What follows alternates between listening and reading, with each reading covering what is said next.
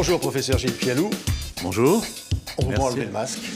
Oui, je crois que les conditions sanitaires sont respectées dans cet établissement. Oui. Non mais est-ce qu'il faut y voir un signe? Non, Parce que c'est vous pas... avez toujours porté le masque sur tous les plateaux de Oui, télévision. mais là, on nous vous sommes- voit depuis 2 ans. Nous sommes deux, votre équipe m'a expliqué les conditions dans lesquelles vous assurez la protection des employés de cette grande maison, et moi ça me rassure, on est suffisamment à distance, c'est ventilé, Oui. voilà. Mais Oui. je pense que si c'est la question, Oui, est-ce qu'il est temps d'enlever le masque dans l'espace confiné, la réponse est non. Non. Surtout à partir du Oui, on mais est malgré plusieurs. tout, hier, le ministre de la Santé, Véran, à BFM, a enlevé le masque. C'est une première aussi.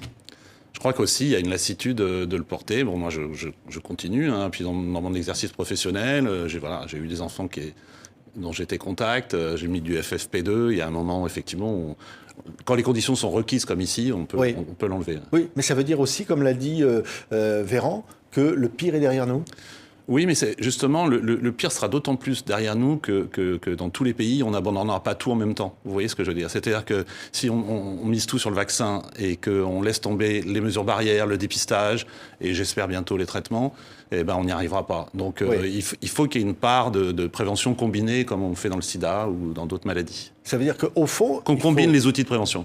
Oui, donc il faut maintenir tous les gestes Il barrières. ne faut pas comme tout on relâcher dit. en même Oui. temps et attendre de voir comment, dans les différents pays, on a vu l'exemple de l'Afrique du Sud, quelle va être la vitesse de décroissance. Oui, oui, parce que là, alors Olivier Véran a annoncé donc on peut enlever le masque dans l'espace public extérieur, qu'une infection égale une vaccination, et il annonce peut-être avant le mois de juillet, probablement la fin du pass vaccinal. Oui, mais ça, c'est le rôle du politique, surtout dans cette période en France électorale, d'avoir des messages optimistes. Et on espère tous pouvoir se passer du pass, justement, se passer du masque, etc. Après, il faut des indicateurs pour ça. Vous voyez, en face, il faut mettre des indicateurs très clairs et qu'on ne soit pas dans une énième reprise, parce que ce virus nous a quand même appris que c'était assez compliqué de prévoir l'avenir avec. Oui, vous êtes professeur d'infectiologie à l'hôpital Thonon, vous êtes, je le disais, un des visages. Depuis 2 ans, vous êtes sur le pont. Il y a quelque chose de changé là aujourd'hui, grâce à la vaccination, peut-être parce que Omicron est moins dangereux et qu'il y a une sorte d'immunité collective. Oui, il y a plusieurs choses de changer. Il y en a des positives puis des négatives. Si on peut résumer dans les négatifs, je trouve qu'il y a une perte de crédibilité de la parole scientifique qui a été quand même assez massacrée pendant ces 2 ans, engluée avec le politique. Dans les aspects positifs, il y a justement un modèle qu'on a tiré de la lutte contre le sida qui est de combiner des outils de prévention. Et puis, il y a, dans les éléments positifs aussi, il y a cet incroyable changement de comportement des Français qui ont quand même dit au début qu'ils seraient à 60% contre le vaccin et qu'on retrouve avec une population très, très largement vaccinée, même s'il y a encore des poches de résistance. Donc oui, je pense qu'on aura appris et on va beaucoup apprendre de la veille sanitaire et de ne pas regarder comme ça, comme on l'a fait, la Chine de loin et puis la Lombardie comme ça, alors qu'on avait déjà l'eau jusqu'aux genoux. Oui. Ça veut dire alors au fond que peut-être le Covid peut devenir une maladie, un virus endémique comme la grippe. Peut-être, Je ne vais pas dire banal, mais d'une certaine façon avec lequel oui. il va falloir vivre. J'aime pas trop la comparaison avec la grippe, mais vous avez raison, quelque chose qui va devenir endémique et qui aurait des petites épidémies saisonnières. Mais ça va aussi dépendre beaucoup de ce qui va se passer dans les pays du Sud, et notamment dans les pays qui n'ont pas accès à la vaccination de manière satisfaisante, et je pense notamment à toute une partie de l'Afrique. Oui, ça veut dire qu'au fond, si l'Afrique aujourd'hui ne se vaccine pas, eh bien, il peut y avoir d'autres variants qui peuvent arriver et venir à nouveau en Europe. Probablement. Là aussi, il y a une discussion qui va être guidée par l'OMS, c'est probablement de protéger les plus vulnérables dans les pays émergents. Ça, c'est très clair, puisque vous avez vu avec l'Afrique du Sud, 2 des variants sont venus d'Afrique du Sud avec une couverture vaccinale très insuffisante, autour de 27%, et beaucoup de personnes séropositives, justement, non suivies, non traitées, et qui abritaient un virus de manière, je dirais, plus longue, parce que justement, leur défense immunitaire était affaiblie. Oui, oui. Alors, dans l'Express, dans votre chronique, aujourd'hui, vous lancez une sorte d'appel. Vous dites qu'il va pas falloir laisser tomber les immunodéficients, déprimés, et puis il va peut-être falloir s'occuper des Covid longs. Il va pas... Je veux dire, le Covid, ça va pas s'arrêter. Ça ne va pas s'arrêter du jour au lendemain, ça c'est clair. Et comme je l'ai dit tout à l'heure, tout doit dépendre de la décroissance et de qui va rester finalement sur le carreau. Vous voyez ce que je veux dire? C'est un peu ça auquel vous faites référence avec ma chronique de l'Express. C'est qu'effectivement, on a juste oublié qu'il y avait 260 000 personnes en France qui, du fait de leur maladie d'immunodépression, n'avaient pas accès à une efficacité vaccinale. Donc il faut les protéger par autre chose. Et ça existe dans tous les pays où il y a des transplantés, où il y a des gens qui ont des maladies hématologiques, etc., sur lesquels le vaccin vaccin n'a pas de prise. Donc oui, va pas le virus ne va pas se retirer en même temps chez tout le monde et en même temps dans tous les pays. Voilà, oui, mais vraiment 315 000 cas hier en 24 heures, nouveau, ce qui est toujours très, très considérable, mais néanmoins, on peut dire effectivement qu'il y a une sorte d'immunité collective, c'est-à-dire que la moitié des Français, comme l'a dit Olivier Véran, vont avoir été touchés par ce virus à un moment ou à un autre. Oui, parce qu'il y a l'addition de l'immunité induite par les vaccins, et notamment par la dose de rappel qui est vraiment fondamentale, et l'immunité qui est induite par l'infection qui est effectivement est galopante. Donc effectivement, tout ça converge vers une immunité de groupe qui est importante. Est-ce qu'elle sera suffisante pour repousser ce variant sans en faire sortir un autre derrière ? On le saura dans les semaines et dans les mois qui viennent. Donc, on ne peut pas avoir de certitude. Au fond, depuis le début, c'est ce qu'on dit sur cette maladie. On peut pas avoir de certitude entre trois scénarios, qui est celui de la disparition, et on passe à autre chose, du passage, comme vous l'avez dit tout à l'heure, à un phénomène saisonnier, grippal, etc., ou de la ressortie d'un variant qui va être encore un variant d'échappement, et personne ne peut écrire cette histoire-là. Oui, on a vu au Canada des antivax très, très manifestations. Virulent, on l'a vu en Guadeloupe, très violents. On l'a vu en France, encore aujourd'hui. Qu'est-ce que ça vous inspire au fond, maintenant qu'on a un peu de recul sur le comportement qu'on a pu avoir face à cette maladie, au traitement? Je crois que c'est une toute petite partie des populations, même dans les pays que vous avez cités, les antivax. Alors, ils font évidemment beaucoup de bruit sur les réseaux sociaux.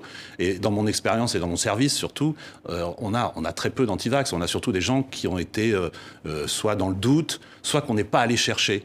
Parce que ça peut être des personnes migrantes qui n'ont pas eu accès à l'information, ça peut être des personnes âgées qui n'ont pas vu de médecin, qui sont isolées, ça peut être des gens dans la précarité. Et moi, je suis plus contre la stigmatisation des personnes non vaccinées et surtout aller les chercher. Vous ne diriez pas qu'il faut les emmerder, comme l'a dit Emmanuel Macron. Non, on est emmerdé parfois par les familles, effectivement, qui sont un peu agressives. Ils veulent se faire soigner, mais ils ne sont pas vaccinés, etc. Mais je crois que surtout, il faut aller chercher les gens et les convaincre. Voilà. Il faut de la pédagogie plutôt que de... il y a déjà pas mal de contraintes dans certains pays, dont le nôtre. Et je crois que la pédagogie, c'est important, surtout dans quelque chose qui est aussi complexe. Mais on a vu, on disait au Canada, c'était extrêmement, presque surprenant, cette manifestation. Tout à fait, ouais. C'est une réalité. Enfin, le Canada qui a vacciné presque 10 fois plus d'enfants de 5 à 11 ans que la France, quand même. C'est-à-dire qu'il y a des gens qui manifestent, mais par derrière, ça vaccine beaucoup. Oui, mais une sorte de ras-le-bol. Au fond, il faut prendre en compte ça aussi. Oui, bien sûr. Et je veux dire, mais aussi, il faut aussi témoigner de la réalité de terrain. Je veux dire, tout le monde dit ça va aller mieux, mais voilà, à l'échelle de mon service et de ma réanimation, c'est que pour l'instant, on voit juste que un petit plateau descendant. Vous voyez ce que je veux dire? Donc, on est très prudent et on a été quand même très échaudé par ces 2 années. Moi, en 2 ans, mon service a été 1 semaine sans cas de Covid. Donc, effectivement, on en a plus que par-dessus la tête aussi sur le terrain. Oui, mais Gilles Pialou, je disais, vous avez fait allusion d'ailleurs, le sida était une de vos spécialités, et là vous publiez un roman. Et alors, évidemment, c'est extrêmement touchant parce que c'est un roman qui fait penser que derrière, il y a peut-être quelque chose de vécu, de vrai, ou quelqu'un que vous avez pu connaître de près. Et là, on parle d'une maladie, évidemment, la maladie peut-être la plus terrible qui soit, c'est la maladie de Charcot qui vous détruit à petit feu. Et en même temps, c'est un livre qui est porteur de beaucoup d'espoir, beaucoup de vie. Oui, parce que vous avez fait référence à mon passé présent professionnel. J'aurais pu écrire 600 pages autour de la fin de vie, de la mort. Ça a été mon métier de toutes ces années du début du sida, plus ces 2 ans de Covid, etc. Mais là, je voulais justement, et je trouve que dans cette période, ça tombe assez bien. C'est pas de l'opportunisme, c'est juste une opportunité de pouvoir, au moment où tout le monde se plaint, autour effectivement d'une personne qui a existé, même si ça reste un roman, inspiré d'une histoire vraie, de quelqu'un qui est en 4 ans décédé de la maladie de Charcot, donc on appelle aussi la SLA. C'est une maladie qui vous détruit du point de vue des musculaires. Maladie qui vient des nerfs, en gros de la moelle épinière, et qui détruit petit à petit tous les muscles. Qu'on peut pratiquement pas soigner. Non, on accompagne, mais il n'y a pas de traitement. On n'a pas bien compris les mécanismes. Pour l'instant, c'est une maladie. C'est une des moins rares des maladies rares. Alors voilà comment on peut dire ça. Le personnage est typiquement un personnage incroyable. Donc c'est un personnage de roman inspiré lui-même d'un personnage, Philippe, existant, qui était lui-même un vrai personnage existant avec cette vraie maladie qui est terrible. Mais ce qui est incroyable dans son parcours, c'est la façon dont il va être un esprit totalement libre, poétique, érudit, modeste, etc. Et il va avoir cet esprit libre dans un corps complètement captif. Et je trouvais que ce contraste entre ce corps qui finalement se liquéfie très vite, et c'est pour ça que j'aurais pu l'appeler aussi à deux doigts, parce que tous ces voyages qu'il va faire dans le monde, notamment en Italie, il le fait avec ses deux doigts posés sur ses souris, et avec Spotify, tout un tas de traductions intégrées dans ses ordinateurs. Et je trouvais que c'était non pas une leçon de vie, parce que c'est pas un instituteur, enfin il n'y a pas d'enseignant là, mais ça donne vraiment un regard sur... bien sûr, il y a la question de la fin de vie qui est universelle, qui se pose, mais là vraiment c'est quelque chose sur l'appétit, sur la faim, FIM, de vie, c'est-à-dire quelqu'un qui a envie de vivre et qui le peut, et je pense que ça peut intéresser, ça peut intéresser toutes les cultures, parce que c'est un phénomène transculturel, d'avoir cette spiritualité et cette qualité d'être qui vous permet de repousser au plus tard les stigmates de la maladie et la fin de vie. Oui, le titre c'est comme un léger tremblement. Au fond, c'est là, un léger tremblement, il est au restaurant. C'est là où la maladie se déclare. Puis après, il y a tout le cheminement. Il y a sa compagne qui est avec lui. Tu vois, il s'organise une nouvelle vie. Est-ce qu'au fond, la vie s'en va de son propre corps, mais en lui, il a cette force incroyable. Alors probablement que cette force, il l'avait déjà avant et qu'il l'a juste organisée au service de cette vie avec la maladie qui effectivement le faisait retrécir de l'extérieur, de sa coque charnelle, si je puis dire. Et effectivement, il y a aussi tout l'entourage. C'est aussi un livre sur le lien. Et en fait, ça, c'est l'expérience un peu de mes années SIDA. Souvent, c'est le malade qui réorganise son lien autour et qui finalement transforme, donne de la qualité au groupe et ce groupe qui est décrit, enfin, tiré, effectivement, il y a plein de personnages qui sont issus de la fiction, hein, mais le corps central est issu de la réalité et est vraiment organisé par la qualité du personnage central pendant tout ce livre qui est quand même carnet de bord, mais qui n'est pas un carnet de fin de vie, c'est un carnet de vie. Oui, jusqu'à la dernière seconde, au fond. Hein, Oui, il plaisante encore, oui. Oui. Il dit quelques heures avant de finir, il dit à l'une des personnes qui est dans le livre, de très proche de ses enfants, il dit, tu vois, je fais durer le plaisir. Ouais. On aurait pu appeler ça comme ça aussi. C'est le titre d'un chapitre, c'est tellement incroyable. Alors, il y a un chapitre qui s'intitule, j'allais dire, la fin de vie se mérite, une sorte de vie normale, enfin apaisée, une fin de vie normale se mérite. Parce qu'au fond, c'est terrible, sa compagne dit, j'ai envie de le prendre dans mes bras et de sauter par la fenêtre pour abréger cette vie. Alors, oui, ça, c'est après une annonce, parce que cette maladie, c'est que des annonces. Enfin, je veux dire, c'est des deuils successifs. Vous voyez, le deuil final n'est que la suite de plusieurs deuils par rapport à tout ce que vous perdez. Et il faut que l'entourage, et le malade, bien sûr, s'adapte en permanence à ces pertes de capacité qui s'additionnent. Il n'y a jamais de soustraction dans cette maladie-là. Et effectivement, la question de la fin de vie se pose très, très clairement. Et je voulais quand même finir aussi sans éluder cette question centrale. Vous appelez la dignité terminale. Oui, le fait qu'il y ait et ça, toutes les associations, il y a une association qui s'appelle l'ARSLA qui milite pour recueillir des fonds pour cette maladie-là, RSLA.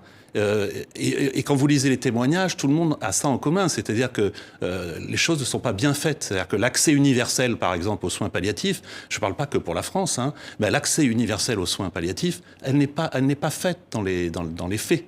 8% des malades qui ont cette maladie-là meurent à l'hôpital. Or, l'hôpital n'est pas le meilleur lieu pour mourir. Plein de gens préfèrent mourir entourés de ses proches quand ils le peuvent. Oui, alors c'est très bouleversant, vous l'avez dit. Il voyage avec deux doigts, parce que son corps ne lui obéit plus, ne répond plus, il n'y a plus que deux doigts. Et avec ça, il peut, avec son ordinateur, continuer à rêver. Oui, même à développer. Il a un amour inconsidéré qu'il avait avant pour les arbres, pour les grues sur lesquelles il montait, pour les nuages. Et tout ce monde imaginaire, plus la musique, plus la littérature, va effectivement... Parce que cette maladie ne touche pas le cerveau. C'est une particularité. C'est à la fois un point extrêmement positif quand c'est un personnage comme celui du roman. Et parfois, c'est extrêmement difficile parce que ça, évidemment, maintient un niveau de conscience jusqu'à la dernière minute qui est compliqué pour certains malades. Oui. Et alors, il va être incinéré, mais quelque part, ses cendres continuent d'être libres. Tu ne vas pas révéler la fin du livre. C'est extrêmement beau, parce qu'au fond, on dit, la vie est quand même plus forte que tout. C'est exactement ça. Et il y a plusieurs auteurs qui ont dit finalement, il a quelque part un parcours qui le rend plus fort que la mort, même si évidemment au bout d'un moment, on sait comment ça se termine. Et c'est pas un roman policier bien sûr, mais il arrive à repousser effectivement cette échéance qui est inscrite un peu dans les statistiques et que les médecins ont du mal à exprimer. C'est aussi un livre sur la difficulté du dire du corps médical. Je suis passé de l'autre côté du théâtre, si je puis dire. Et dans ma vie personnelle aussi, de parents de grands malades, j'ai pu constater comment, finalement, en 30 ans ou 40 ans, les médecins n'ont pas tellement appris à dire, à exprimer les choses et à s'adapter aux personnes, comme elle est Philippe dans ce roman. Oui, se planter, se moucher dans les étoiles, c'est une chanson de Brel. Exactement. Qu'il aimait. Exactement. Et tout est dit dans la chanson Amsterdam. C'est dans la chanson Amsterdam, oui, effectivement. Se planter au ciel, voilà. Se moucher dans les étoiles. Et je pisse comme je pleure. Et je pisse comme je pleure. Et ce livre est absolument bouleversant. Je voudrais y associer Jérôme Golmar, que j'avais eu la joie et le bonheur d'interviewer ici, qui était un tennisman incroyable, qui était lui aussi atteint pareil, qui a disparu avec cette terrible maladie de Charcot. Et son sourire reste absolument inoubliable. Merci beaucoup. Merci beaucoup à vous. Merci Gilles Pialou. Comme un léger tremblement, moi je vous conseille ce livre qui est absolument extrêmement bouleversant et magnifique. Merci Gilles Pialou. Merci beaucoup de m'avoir reçu.